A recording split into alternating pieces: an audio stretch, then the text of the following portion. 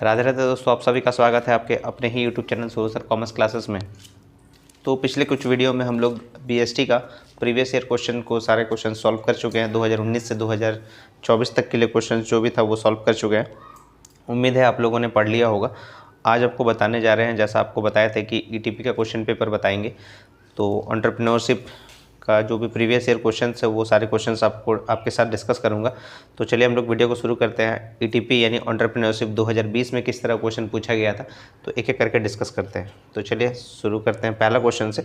तो पहला क्वेश्चन में पूछा गया था कि entrepreneurs are a specialist group of person who bear risks and deals with uncertainty. The definition has been given by, तो ये डेफिनेशन जो है वो F.H. नाइट ने दिया था, ठीक है ना। तो उद्यमी विशिष्ट व्यक्तियों का वह समूह है जो जोखिम उठाते हैं और अनिश्चितता का सामना करते हैं। यह परिभाषा दी है F.H. नाइट ने, यानी ऑप्शन नंबर 3 इसका सही हो जाएगा, ठीक है ना। ऑप्शन नंबर 3 सही हो जाएगा इसका। आगे बढ़ते हैं हम लोग।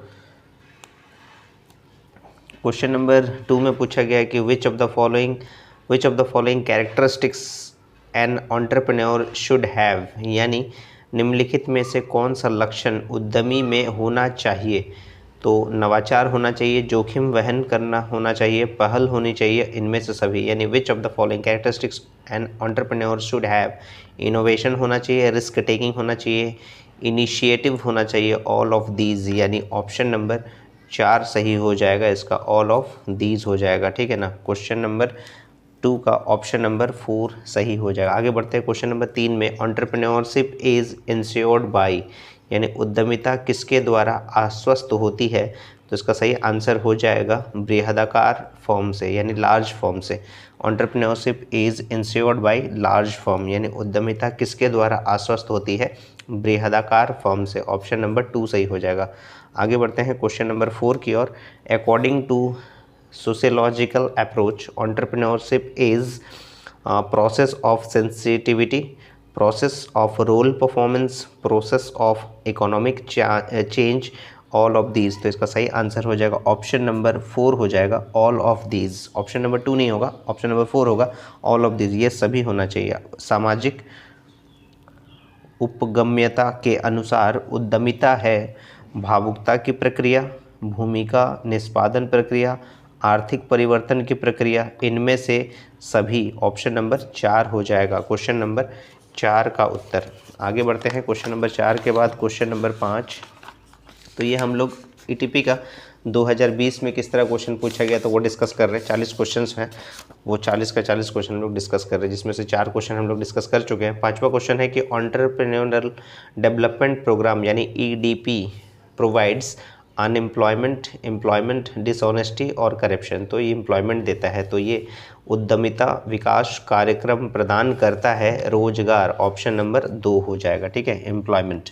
आगे बढ़ते हैं question number 6। Entrepreneurial development is possible with motivation, training, proper education, all of this. Option number 4 सही हो जाएगा, यानी उद्यमिता विकास किसके द्वारा संभव है, अभिप्रेरण, प्रशिक्षण, समुचित शिक्षा, इनमें से सभी। ऑप्शन नंबर 4 हो जाएगा। आगे बढ़ते हैं क्वेश्चन नंबर 7 की ओर।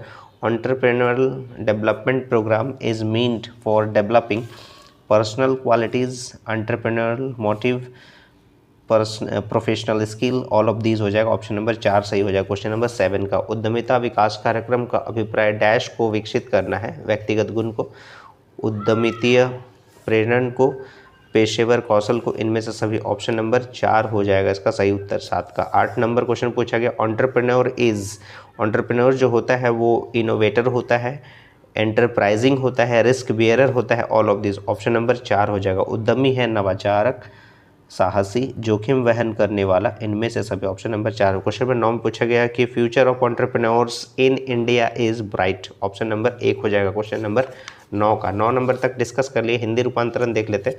भारत में उद्यमियों का भविष्य है उज्जवल। ऑप्शन नंबर 1 हो जाएगा। आगे बढ़ते हैं question number 10। Which of the following is a stage of economic development, traditional stage, stage of pre condition to take off stage, all of these, option number 4 हो जाएगा सही। क्वेश्चन नंबर 10 का हिंदी रूपांतरण देख लेते हैं। निम्न में से कौन सी आर्थिक विकास की अवस्था है? परंपरावादी अवस्था, आत्मस्फूर्ति से पूर्व की अवस्था, आत्मस्फूर्ति अवस्था, इनमें से सभी, ऑप्शन नंबर 4 हो जाएगा क्वेश्चन नंबर 10 का आंसर। आगे बढ़ते हैं 11 नंबर की, solution of unemployment problem of India lies in small industries, option number 1 हो जाएगा। यानी भारत की बेकारी की समस्या का समाधान निहित है लघु उद्योग में, ऑप्शन नंबर 1 सही हो जाएगा। क्वेश्चन नंबर 12 में, state governments provide subsidy to small industries on payment of interest, technical knowledge, transport, all of these, option number 4 सही हो जाएगा।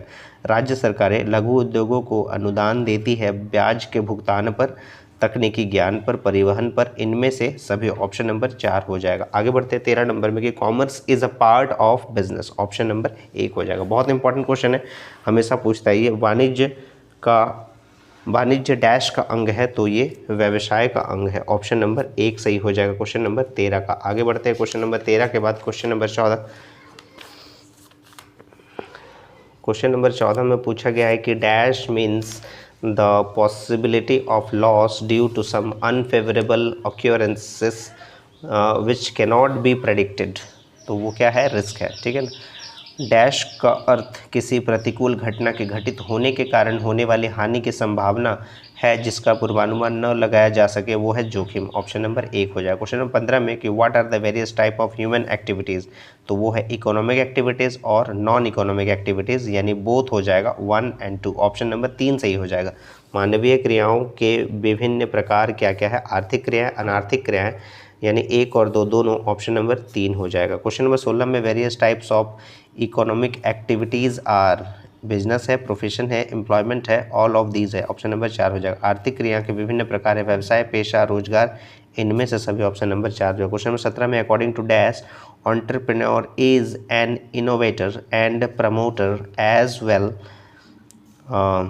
तो ये किसने कहा था? According to dash entrepreneur is an innovator and promoter as well, तो यहाँ इसने ये कहा था फॉरेस्ट फ्रेंड्स ने, ऑप्शन नंबर 2 हो जाएगा। फॉरेस्ट फ्रेंड्स ने, ऑप्शन नंबर 2 हो जाएगा इसका सही आंसर क्वेश्चन नंबर 17 का। आगे बढ़ते हैं क्वेश्चन नंबर 18 की ओर।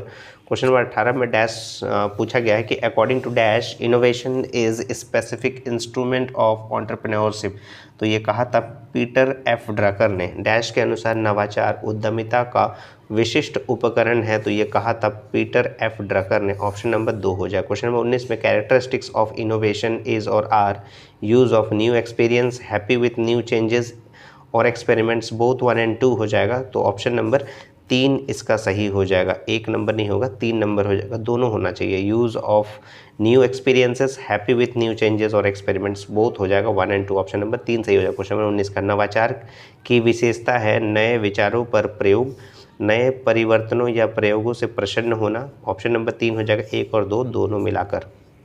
क्वेश्चन नंबर 20 में पूछा गया Maslow hierarchy of needs theory is governed by the fact that people are universally motivated by needs, यही ऑप्शन इसका सही हो जाएगा, ऑप्शन नंबर 1।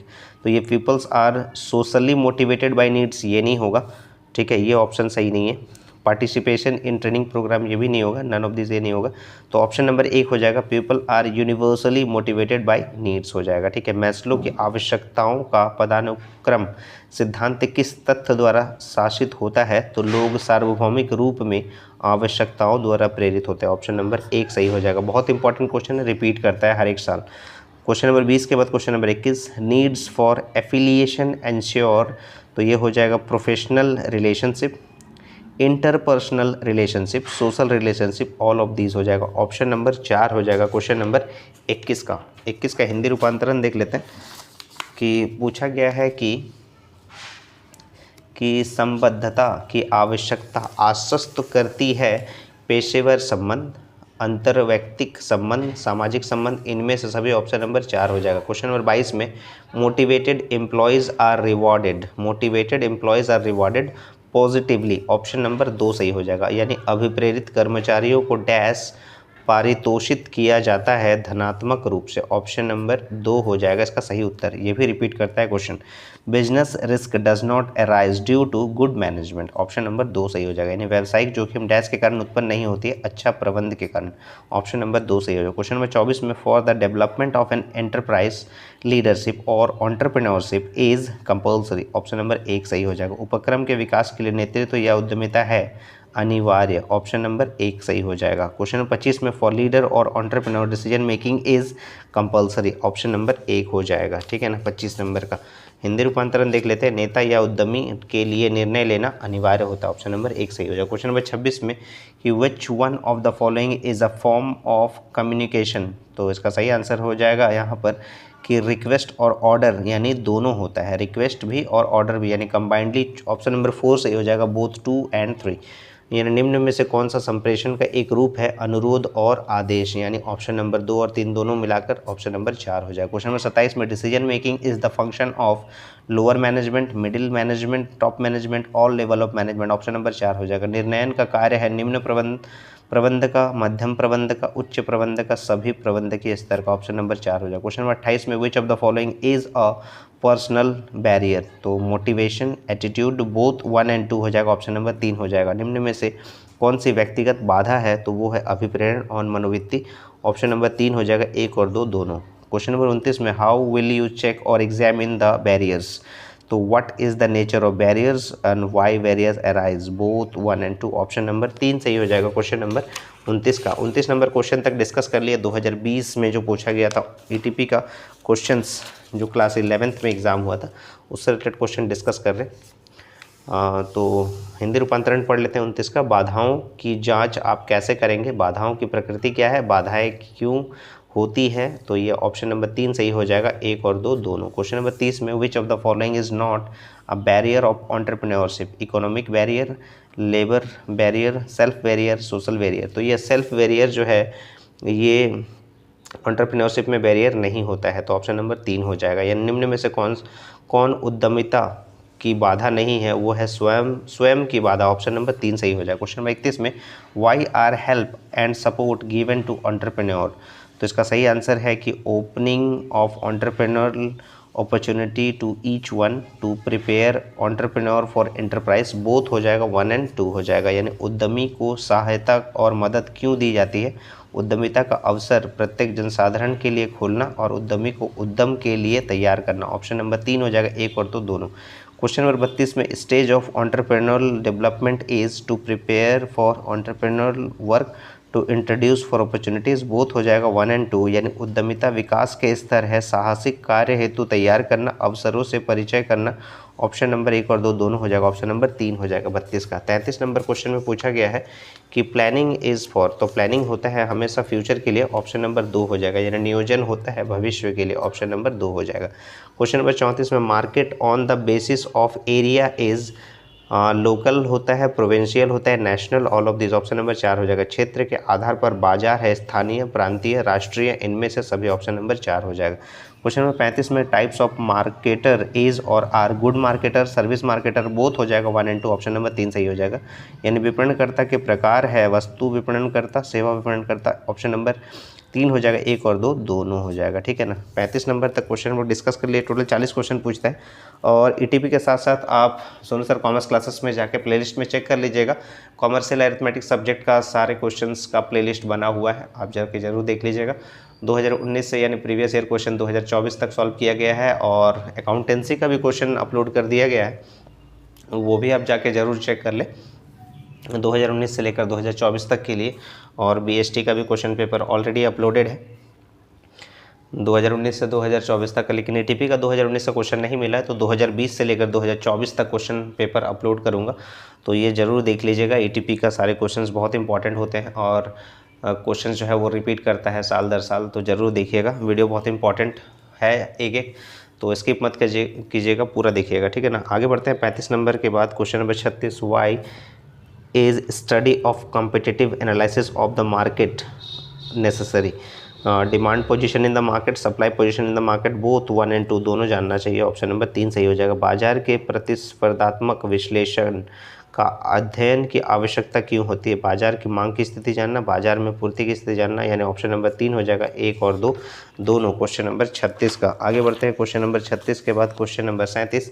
क्वेश्चन नंबर 37 में पूछा गया है कि utility patent is granted for, यानी उपयोगिता पेटेंट दिया जाता है 17 वर्ष के लिए, यानी 17 ईयर्स के लिए दिया जाता है। ऑप्शन नंबर 1 हो जाएगा 17 वर्ष के लिए। क्वेश्चन नंबर 38 में पूछा गया essential of a good brand is और आर, शॉर्ट नेम होना चाहिए, easy to remember, attractive design, all of this. Option number 4 हो जाएगा। एक अच्छे ब्रांड की आवश्यक बात है छोटा नाम, याद रखने में आसान और आकर्षक डिज़ाइन, इनमें से सभी ऑप्शन नंबर 4 हो जाएगा। क्वेश्चन नंबर 39 में पूछा गया कि टाइप ऑफ पेटेंट्स इज और आर, तो टाइप ऑफ पेटेंट्स क्या होता है? डिज़ाइन पेटेंट है, प्लांट पेटेंट है, यूटिलिटी पेटेंट है, all of these. Option number 4 हो जाएगा। पेटेंट के प्रकार है नमूना पेटेंट, प्लांट पेटेंट, उपयोगिता पेटेंट, इनमें से सभी ऑप्शन नंबर 4। और अंतिम question number 40, difference between brand and trademark is, the scope of brand is limited while scope of trademark is wide, there is no difference between trademark and brand, all brands are not trademark. Both हो जाएगा यहाँ पर 1 and 3, ये दोनों ही सही है। The scope of brand is limited while the scope of trademark is wide and all brands are not trademark, तो एक और 3 सही है। तो ऑप्शन नंबर 4 बोथ 1 and 3, यानी ब्रांड एवं ट्रेडमार्क में अंतर क्या है? ब्रांड का क्षेत्र सीमित है जबकि ट्रेडमार्क का क्षेत्र व्यापक है। ब्रांड और ट्रेडमार्क में कोई अंतर नहीं है, सभी ब्रांड ट्रेडमार्क नहीं है। 1 और 3 दोनों सही हो जाएगा। ऑप्शन नंबर 4 हो जाएगा, यानी 1 नंबर और 3 नंबर ही यहाँ पर स्वीटेबल आंसर है इसका, ठीक है ना। तो यहाँ पर हम लोग 2020 में जो क्वेश्चन पूछा गया था ईटीपी का, वो सारे क्वेश्चन हम लोग डिस्कस कर लिए। उम्मीद है कि आपको समझ में आया होगा और क्वेश्चन आप ज़रूर देख लीजिए, याद कर लीजिए और इसी तरह से जुड़े रहेगा सोनू सर कॉमर्स क्लासेस के साथ। अगर आपको वीडियो पसंद आ रहा है तो ज़्यादा से ज़्यादा वीडियो को शेयर कीजिएगा अपने दोस्तों में, और अगर आप चैनल को अभी तक सब्सक्राइब नहीं किया तो चैनल को जरूर सब्सक्राइब कर ले, और मेंबरशिप भी आप ले सकते हैं Sonu sir commerce classes channel का। इसमें आपको प्रीमियम वीडियोस मिलेगा और हर एक तरह का क्वेश्चन जो आप भी पूछेंगे उसमें आपको वीडियो बनाकर भेजा जाएगा सबसे पहले आपको, क्योंकि आप प्रीमियम कस्टमर होंगे अगर आप मेंबरशिप लेते हैं तो, ठीक है। तो इसी तरह से जुड़े रहिएगा। और एग्ज़ाम आप लोग का नज़दीक है, अभी तक एग्ज़ाम का रूटीन नहीं आया है, तब तक के लिए राधे राधे दोस्तों।